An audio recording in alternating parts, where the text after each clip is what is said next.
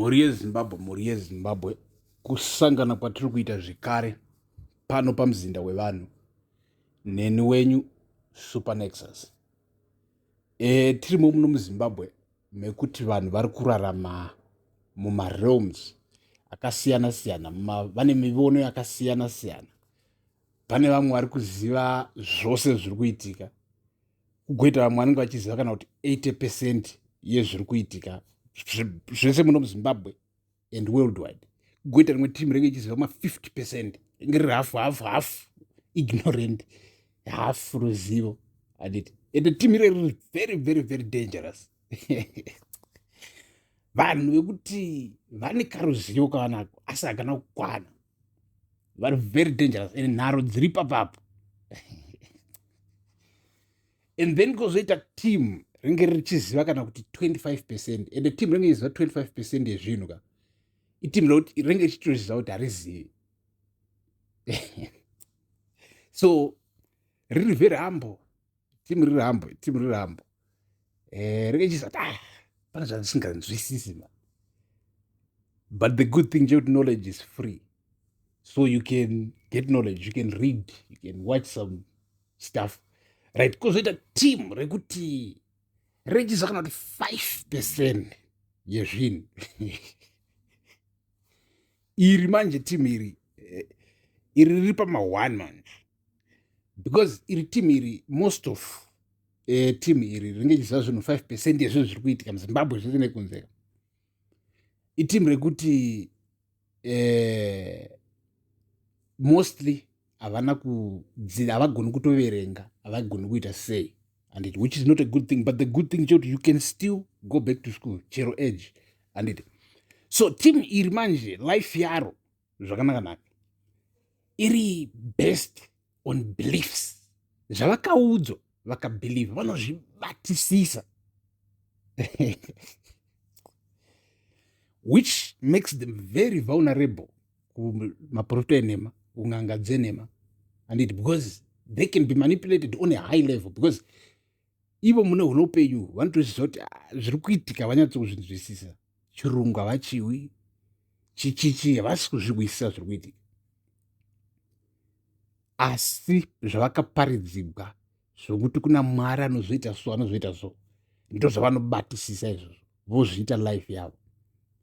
But inini ndiri kuti zvikoro zvevanhu vakuru zviriko, indai munodzidza kuverenga, unodzidza chirungu uchiwe, kwete kuti ufe iwewe usina kumboverengavo wangu, usina kumbovhura YouTube uchiona chero vhidhiyo yawada, nenyaya yekuti uri kuti iyoyo ndeyechirungu hauiwe.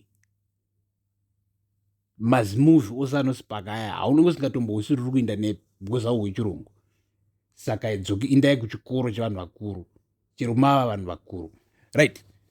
Mune Zimbabwe right now muno muZimbabwe pane zviri kuitika, ende zviri kuitika zvihombe. Vice President Chiwenga vovhura hombe, right? So news dziri panews desk dziri kutiudza kuti Chiwenga's campaign within the deep state is just an intensified, yawedzera mwando, ende kuwedzera mwando kwayaita uku zviri kureva kuti pava nemadebates ava kuitika, pava nemadebates madebates toti gakava vari kuitisana nharo, pane gakava riri kuitika, which is necessary, right? So panapa mhuri yeZimbabwe ndakuda kutaridza izvo ndozvakuti vazhinji vanenge vasingazvizivi. So ndiri kuti inini news dziri panews desk ndedzekuti idzo pane mameetings aitwa recently, as a matter of pane meeting yaitwa recently umo mokuti muri kunzi matanga kuita nharo, muchirungu tiri kuti debate raintensify, nharo dzakwidza, ende nharo idzi dziri kubva ku1 of the retired generals anga ari one of the big friends yaChiwenga. And then this guy tiri kunzwa isu kuti after a recent meeting papa tiri kunzwa kuti these guys were offered my incentives, they were offered chichichi. This guy all of a sudden right now ava kutaura iye kuti stage yatasvika inoyi, we have to judge people based on achievements. Hands we have to judge people based on achievements. Ari kutaura iye kuti President Mnangagwa vane ma-achievements anobatika, achibva aenderera kumberi achibvunza kuti even on a personal level. Apa VP Chiwenga reportedly vari kunzi vanga vasimo in this meeting, but mamune retired generals a VP Chiwenga anozikama.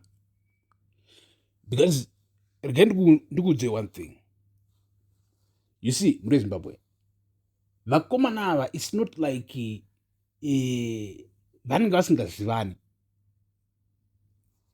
Aiwa, vanenge vachizivana. As long as iwewe usati wabudikira publicly uchiopposa, in fact unogona kubudikira publicly uchiopposa, but as long as usati waronga demonstration, unenge usati wava enough kuti usungwe vanenge vasati vava nemhosva kuti vagone kupomera. Because remember, mhosva yakapomegwa Comrade Geza yakazoita kuti vaende underground yaiva of inciting violence, which means to say musi wakati inini ndichaleader mademonstrations, maZimbabweans follow me. Handi muri kubata ukadaro ndopa unenge wava kunzi you are an open enemy, because now you are about to attack. Because demonstration, kuorganize demonstration, kuseta chimoto chinogona kungotobatira chikapisa nzvimbo yese. Handi muri kubata. So these guys ndiri kuti nini vanenge vachitozivana kuti comrade kuti ningi retired chakadaro comrade ningi musiya Mwari pazero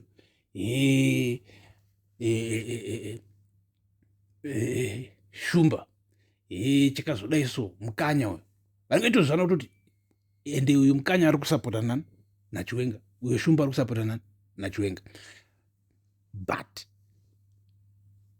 as long as vachiri underground, I mean, kana muchipinda mumabuilding, office building yenyu mimi moita meeting yekuti kwanzi Mnangagwa ari wrong, wazokanganisa wazodii, mobuda modzokera kudzimba dzenyu. Who cares? And nobody cares until mazoseta chimoto chinooneka. So comrade vari kuto nzi iko zvino izvi vatiri kukudza nezvava retired general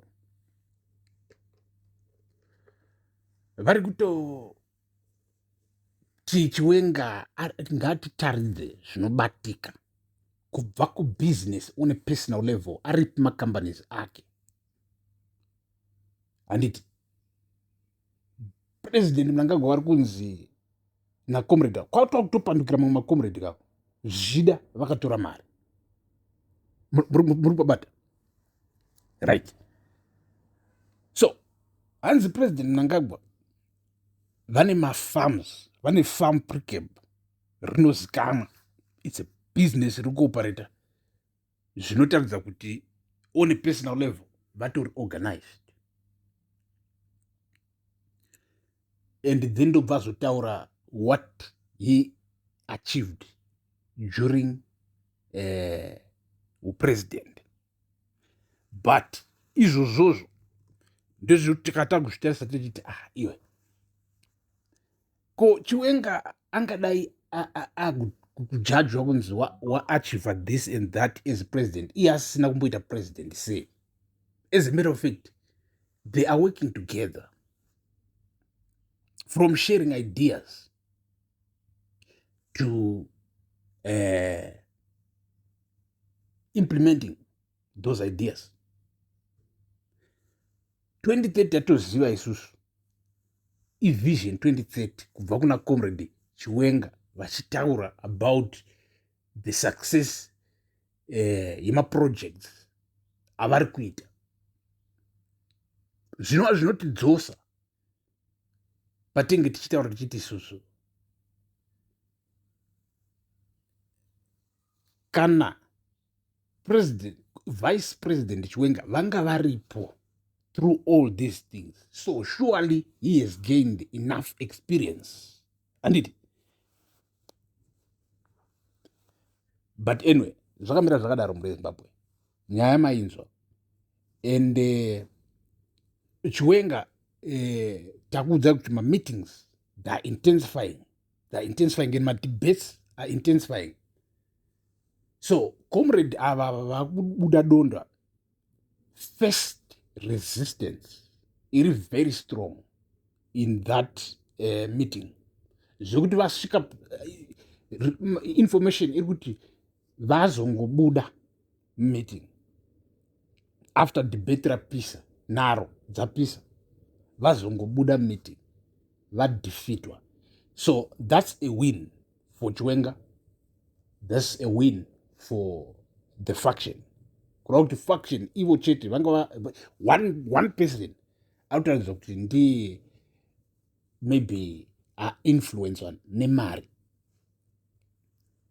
So stay tuned, because right now tiri mukati macorridors tichiuya tichikupinzira information. Peace.